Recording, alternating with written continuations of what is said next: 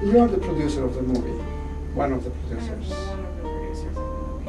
Yeah, maybe the principal producer of the movie. And so how this came about? How did the movie came about in your view? I think that Jack had an idea to make an Inquisition movie, a bit more elaborate, a while ago. And I really wanted to make one sooner than that, and we started talking with people and things like that, and we got a really very kind contributor, Ralphus, to give us a substantial donation, and that kind of things escalated from there. You know, we figured, hey, you know, if someone else is willing to put money into this, why can't we?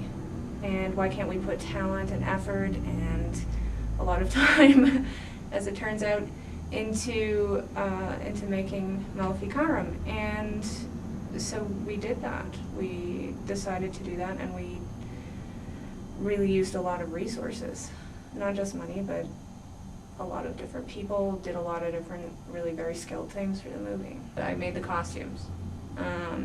This was not easy, but I do have some experience in working with that. I worked in a theater for a while making costumes and designing them, so we had a lot of people at our disposal. You know, we thought, okay, well, how many people do we really need? This is, you know, what you think about before you start your pre-production is like how many people are going to be in the script. You count up how many there are, and you start making things for them, getting prompts for them, going through the script and seeing what each character needs, even extras. So you told me, hey, you know, how about, you know, 10, 15 tops, you know?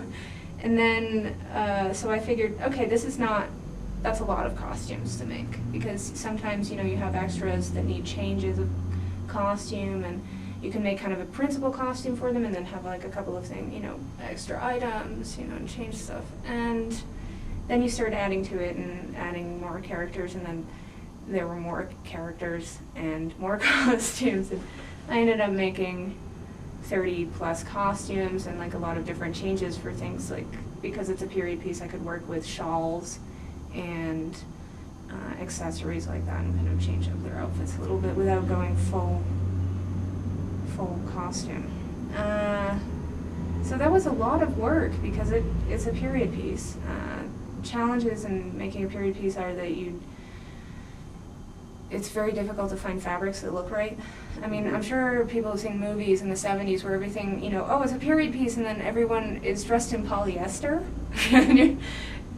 You ask yourself, why? Why are they wearing synthetic fabrics that shine a lot, you know? And it just doesn't look right. The colors aren't right and things like that. So I personally, because I was taking this on, wanted to do a really good job. I wanted the colors to be right. I wanted them to look like they could exist in this time, so that there wasn't anything that stood out a lot. And it's also from the 1600s in this area was called Alto Peru. There wasn't access to a lot of goods. Everything came over from Europe, from Spain, and people had access to some fabrics, not to others. But there's also not a lot of documentation on what people exactly wore here. I mean, did they wear the full outfits that we see in paintings in Spain? Did they wear the more simple costumes that you see of like a bit more peasant-like, but maybe with nicer fabrics? How many skilled, clothes makers were there? We don't know.